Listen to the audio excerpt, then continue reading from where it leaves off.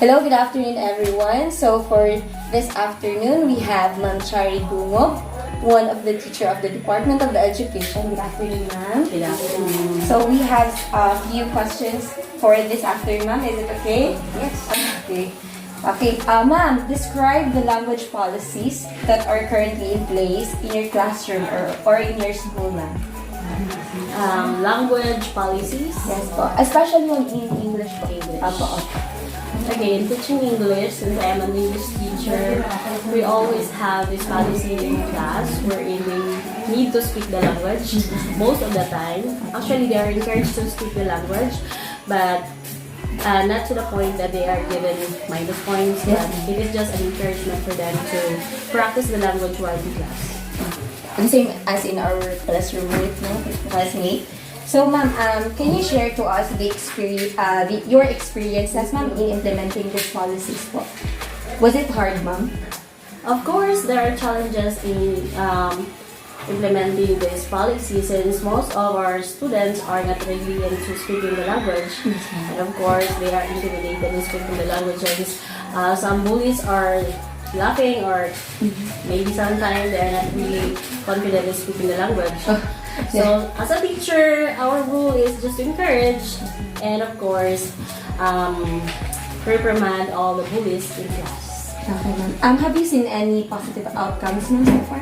Of course, I've seen many positive outcomes in using the language in class or speaking English in class because in implementing the policy, it enables my learners to really use the language since it is not our first language. So they are able to speak English, though there are many errors, but it is part of the process. And of course, it made them more confident. And of course, seeing them using the language also makes me proud. Puro kita rin gihapon. Yan, or gihapon siya. High school pa rin sila mga right? So, ma'am, how do you ensure that all students are able to understand and engage with the material, ma'am, regardless of their proficiency in English po? As a teacher, of course, education is inclusive. We talk about inclusiveness of education, so it is for all. So, as a teacher, we also ensure that it is learning centered, that it is our mandate from the Department of Education. So, if my students are really know my students very well, if some of the lessons are not really understandable with the language being used, because some of the language are very deep. So, like say for example, discussing literature. So, of course, I'll go down to their level and use simple English for them to understand. So, asa naman tayo ha? Gabi ka pala ng fluent mo English. Isa na butan. Ma'am, what is, asa naman yan How do language policies now help to ensure that all students have access to high quality education, ma'am, regardless of their background or language proficiency? In implementing the policy, we ensure quality education. Since it is a mandate from the Department of Education that education must be inclusive, so even if we are just in a rural area, we need to ensure that our learners are really up to quality education since the Department of Education is using this most learning competency or the most learning competency. So since even if you are learning or enrolled in a rural place, the discussion that we use here are also the discussion being used in the urban area. So it is just it is a synchronized instruction. So I really believe that my learners are up to quality education, but not as just as two learners who are homogeneous. Because my learners are hetero, so their facing is very different from homo. Kung lahat lang siya sa discussion. So that doesn't mean that they are in the bukid, ma'am. Yes. Your curriculum is different from No, they're not. Because the internet is present even in the rural areas. So how do local and regional and global factors affect language power and impact the stakeholders involved in language planning? Of course, in teaching the language, we have lots of challenges. Like, so for example, in our school, in McKenna National High School, we have a present IT learners here in our school.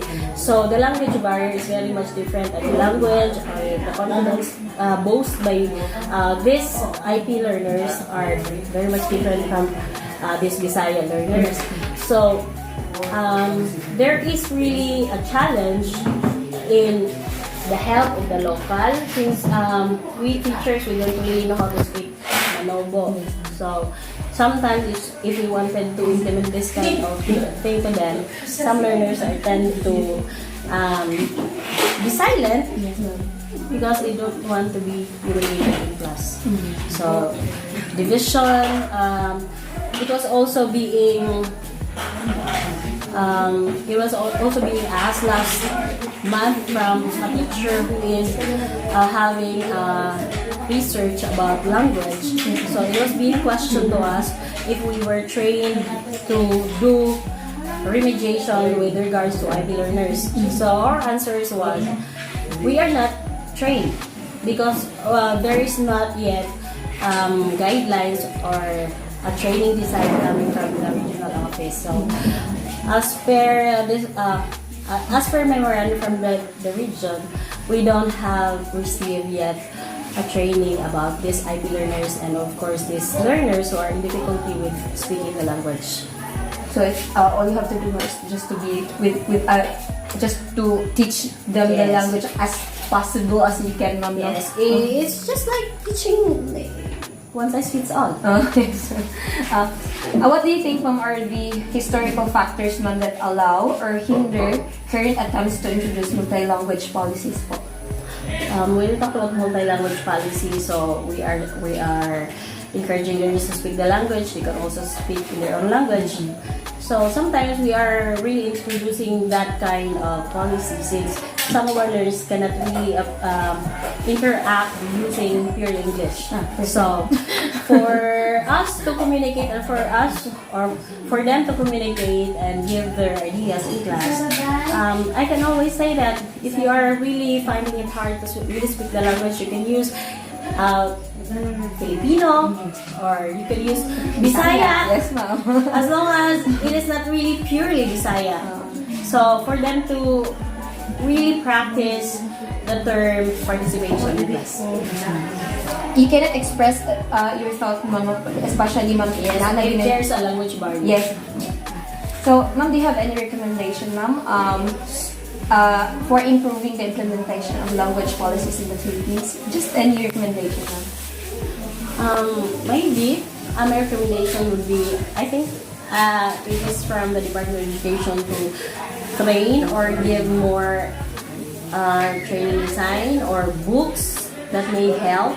But of course, this training for language must start in earlier years of learning. So it means to say it is being taught since elementary. Okay. As early as possible. Yes, as early. What changes could be made, ma'am, to do better support teachers and students in teaching and learning of English, ma'am? What better support? So better support Okay, so teachers and students. of course we gain support from our principal, our school head, from the people around us, through our GC, through our PTA. So if we have this particular culmination in language, they are the ones who are gonna observe us, gonna praise us, and of course they can give feedbacks. So in PTA they gave a fund in implementing that particular activity in class, and of course in school, the school also includes budget for English remediation, or this is what we call pagbasa. So thank you so much, ma'am. That is the end of our interview this afternoon. Thank you so much. Thank you, ma'am. Thank you, ma'am. Thank you.